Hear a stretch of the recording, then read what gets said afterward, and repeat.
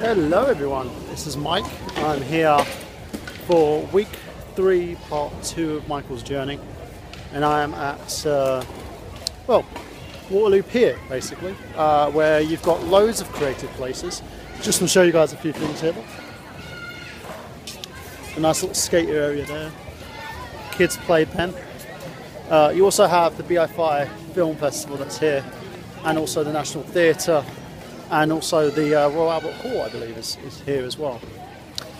I thought I'd basically do a video today, update you guys about what's going on. And I did a work trial recently,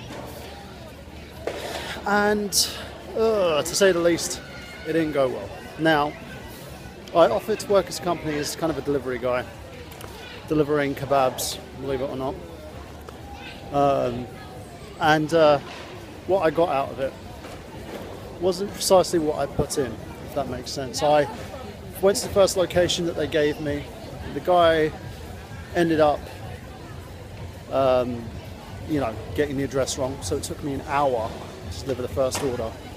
Went back, delivered the second one in 10 minutes, only after I dropped it off to have the people come back to the place of business and then argue and say that it wasn't cooked properly.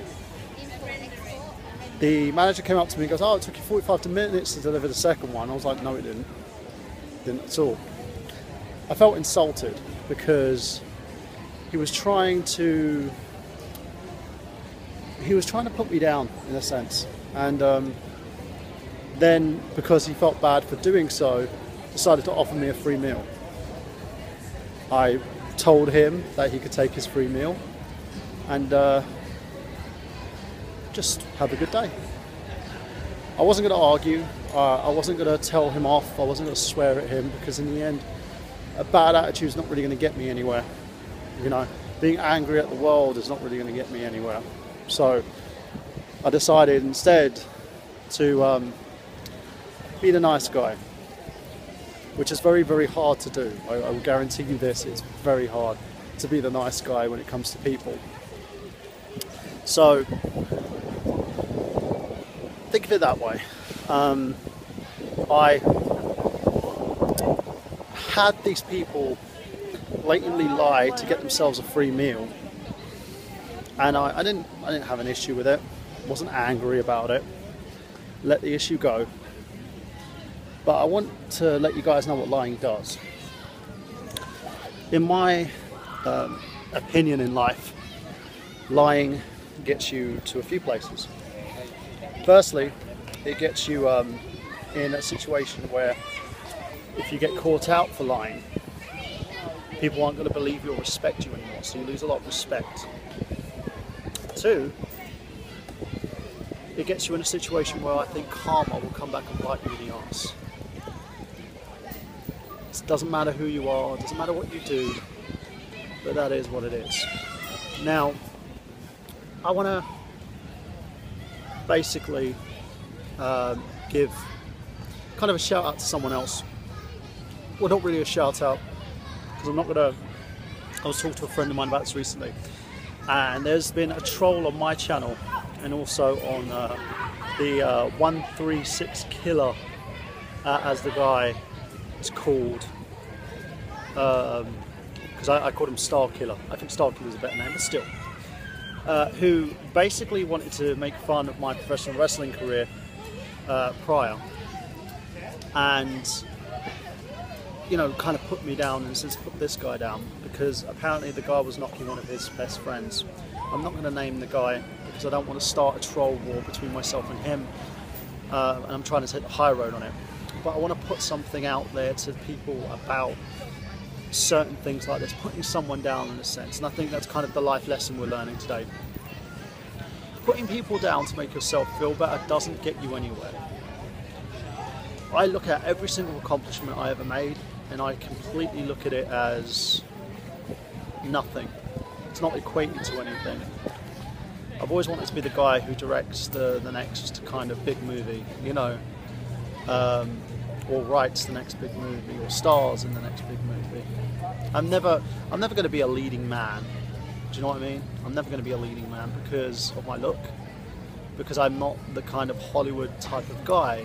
Yes, you've had Adam Sandler, who kind of wanes on you now because he has a kind of characteristic that makes him the leading man. You know, they'll always put him and guys like Kevin James as the regular guy, in a sense. It's how they cast. And Steven Spielberg recently came out and said the word of storytelling, that the art of storytelling, there's always a beginning, but there's never an ending. And that's kind of where I'm in between my rock and a hard place, you know, whether or not I want to continue.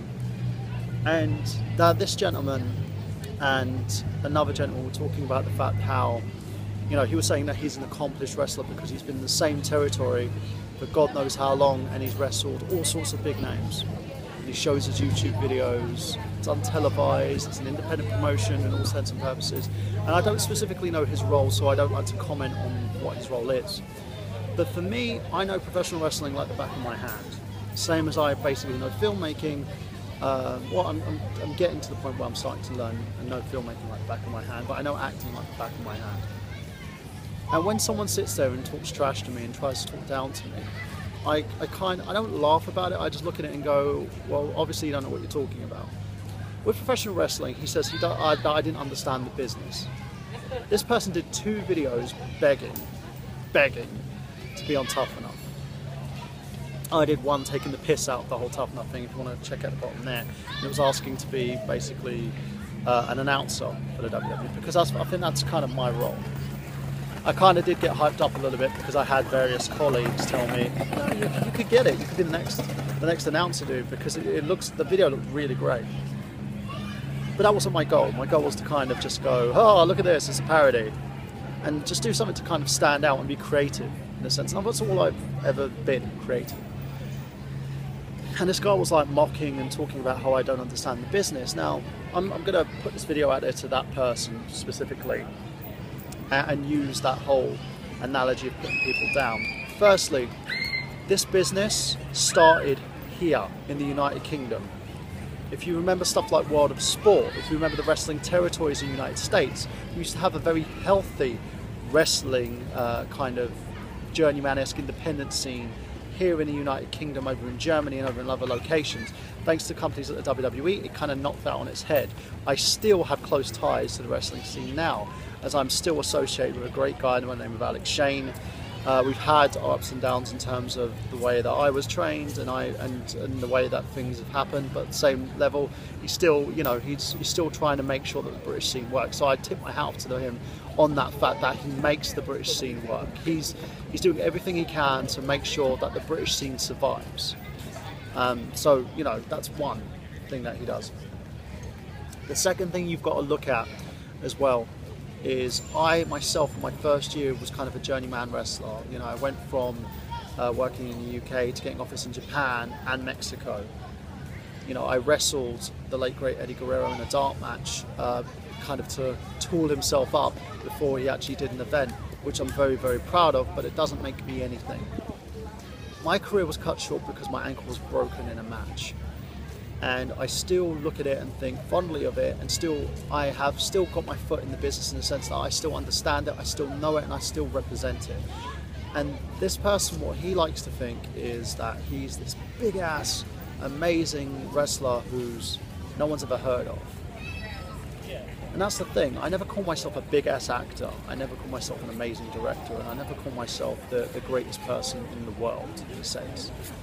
Because there is nothing that I've done that you can sit there and go, oh my God, he's done this, or I loved you in that.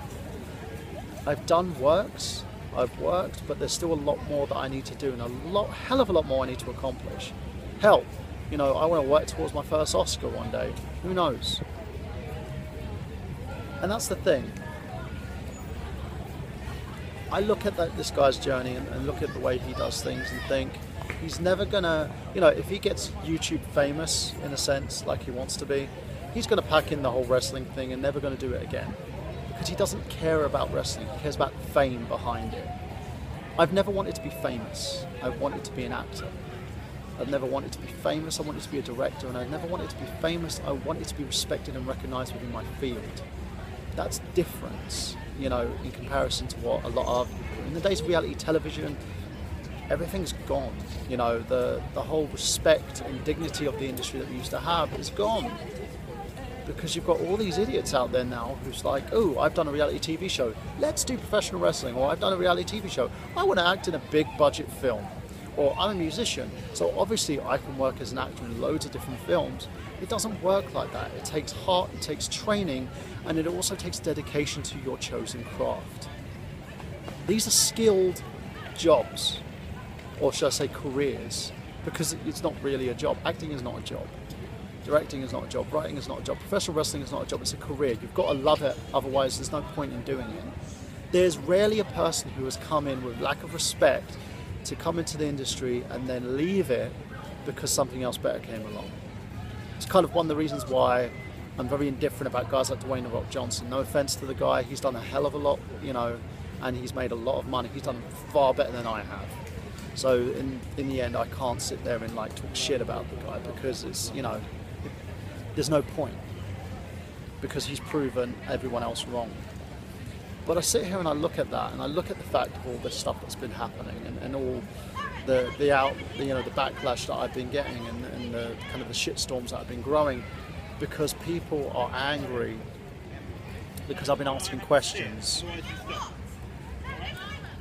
But the thing is, I've been asking questions because I want to know why certain things are happening. I'm sick and tired of people feeling entitled, like, oh, I'm a big time wrestler, so I need to get paid. So let's go and I can sign autographs for 100 grand or something like that, and people got to pay me. There's only one person I can even say on the face of the planet, well, a few, including to actors or directors, who can demand a huge payday and deserve it. One of those guys, as a prime example, was Robert Downey Jr. when he did Iron Man. He made Iron Man from a B+ player in Marvel to an A player, to the guy who Marvel is actually focused around at the moment, as Tony Stark. He did that. You can't say Marvel did that. You can't say Marvel said that they modeled that character around Downey. Downey modeled himself and brought out a different type of Stark than what we're all used to. You know, and that's the thing. He's more charismatic. He's light-hearted, he's funny, he has a conscience, but he also has a dark place at the same time. And it's very rarely where an actor will stand out so much in a character that the character has been remade to represent that actor. Yes, Nick Fury, Samuel L. Jackson as well. That's another one, but I think that's more because of the fact that they were in the Ultimate Universe, they loved the character so much they decided to make that character. But that's the thing. You can't sit there and basically put someone down or say that you're better than anyone without making that level, you know, and being at that place, at that stage. You can be proud of what you've done, and you can basically say, hey, you know, I'm respected in my field because I've done all this stuff and I've made everything that I can. But the moment you start using your position to put other people down, that's where things get, you know, wrong. Now, let's end this on what I'm going to do next. I've decided to, you know, go to a few other businesses, see if they need someone, and also look at maybe an idea of putting together a personal courier service, seeing if people would want a 24/7 courier service where I will pick up packages or letters and stuff and basically take them to their location. So I get the location name, the address, the person I need to take it to, so that I can ring that person when I get to the location, get them to basically call up the person that, you know, gets it beforehand, that sent it beforehand, should I say, and, you know, have them, you know, confirm receipt, and then the job's done, I get paid, blah, blah, blah, see how it goes. I want to see what I can do with that, see how that goes. I've also got a film that I'm directing, and I'm still in the final stages of it. It's called Glass Mirrors, and doing it with the lovely Tia Demir, another film that I'm working on. What We Are is going to be officially released soon. It's just money to actually put the site together to get the film on its own site. But you know, that's the thing. As I said, I'm not angry, I'm not aggravated by things, I'm not aggressed by certain things that are going on at the moment. But it does make me laugh when people come out and they try and say all this shit to try and put other people down. It's not worth it. No one has the right to put you down for what you do, because you're each unique and you're each special. And I know I'm unique, I know I'm special. But I don't get all this need to kind of, you know, define yourself by making everyone else feel like shit. If if you feel like you want to do that, then that's your call, man. But hey, there you go. Thanks very much for listening to me. I know I've been rambling on for another 15 minutes. I do apologise. I'll try and keep it short and sweet. But I'm Michael Burhan saying to you lovely people that I will see you again soon.